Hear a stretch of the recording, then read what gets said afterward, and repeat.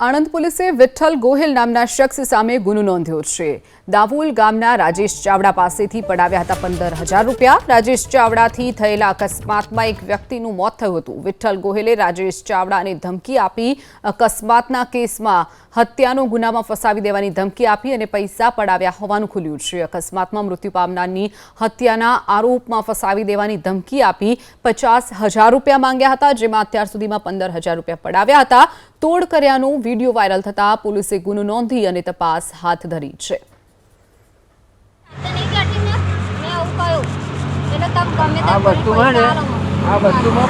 आज ना पते काले ना पते तमने जे बाहर दे रखा घेर काढ़ी मुजब जे केस में तमने हपूता कोर्ट में लई जाने मामलेदार में लई जाने ये महत्वनी वस्तु आ पैसे जीगा आदर आवो जीगा आदर आवो अब तू ले ले हूं पासे चो बदे लेन फरू मारे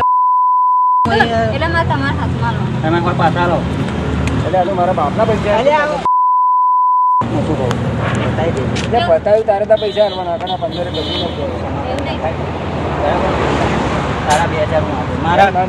હું મારા ખિસ્સામાં આવતા ના આલું તમારા ગરીબને પૈસા એમને કોઈ લેવા દેવા નહીં હું મારા તરફથી તને આલું પણ મારા ગરીબને પૈસા નહીં ખાવા બાપા રૂપિયો આ ગરીબને તું ઉગાડી લે કોઈ વાત કરે તો ઊંધો લટકાયો